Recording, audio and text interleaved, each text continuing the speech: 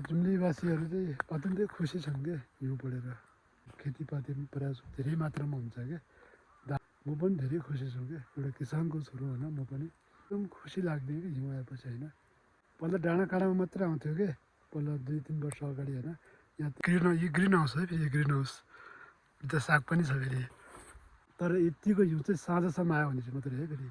किन हाई जुम्ला, जुम्लाका सबै बासिन्दाहरूलाई शुभ बिहानीको गुड मर्निङ होइन। आज चाहिँ केडिएसमा चाहिँ हिउँ परेको छ। केडिएसमा होइन, जुम्लामा। विशेष गरी जुम्लामा हिउँ परेको चाहिँ लगभग 3 वर्ष भइसकेको थियो होइन। 3 वर्ष चाहिँ भइसकेको थियो र आज फाइनली 2 चोटि हिउँ परिसक्यो। आज 14 गते होइन, माघको 14 गते। धेरै अन्तिम महिनामा आयो। माघको महिना लगभग तातोको महिना हो, तर हिउँ चाहिँ परिहाल्यो।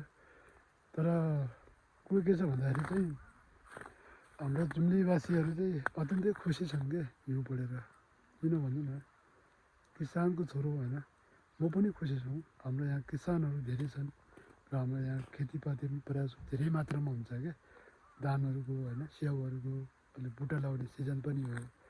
त्यही भएर चाहिँ म पनि धेरै खुसी छु क्या, एउटा किसानको छोरो होइन म पनि।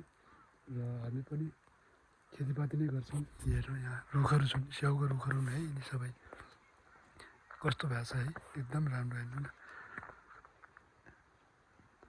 त्यही भएर चाहिँ अहिले भर्खर चाहिँ लगभग 8 बज्न लागिसकेको छ। हिउँ चाहिँ बिहान 4 बजीदेखि लगभग 4 बजीदेखि सुरु भयो होइन, 4 बजीदेखि सुरु भयो। त्यही भएर चाहिँ एकदम खुसी लाग्ने कि हिउँ आएपछि होइन। जब बिहान उठेर बाहिर आएको थिएँ म, हिउँ देखेर यार खुसीको ठेगानै नै छैन क्या।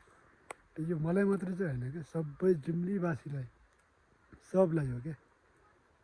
किनभने हिउँ आएपछि एउटा चाहिँ चाडपर्व जस्तै एउटा मनाउने जस्तै हो कि। किनभने भर्खर बुट्टा लगाएर आउँछन्। यहाँ डाँडाकाँडामा धेरै पानी चाहिँ आउँदैन, तर आउनु त आउँछ। त्यस्तो पर्याप्त ठाउँमा चाहिँ, जस्तो तिनीहरूको फारममा चाहिँ पानी हुँदैन नि त, भर्खर बुट्टा लगाएर आउँछन्। त्यो ठाउँमा चाहिँ राम्रो हुन्छ हिउँ आएपछि होइन।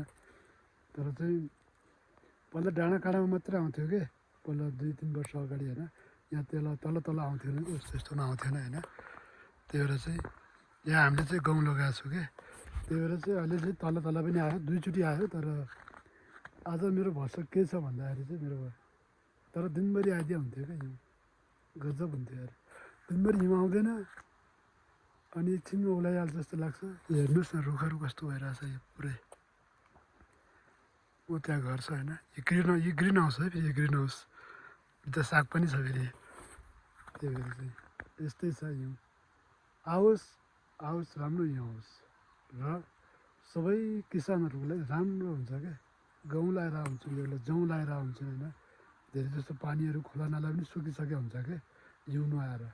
अब पाहाड हिमालमा हिउँ छैन भनेपछि अब खोला र नालामा पानी कहाँबाट आउँछ होइन। त्यहीँबाट आउने त हो, त्यो भाउको हिउँ बिलाएर।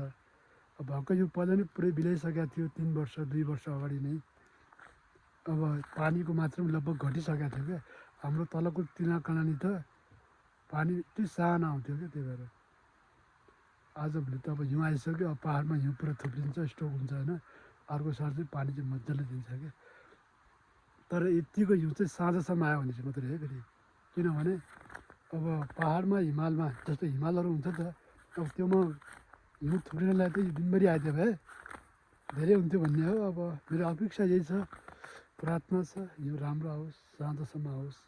2 पटक आयो, तर अर्को पटक 10 गते चाहिँ अलिकता मात्रै आएको थियो, धेरै आएको थिएन।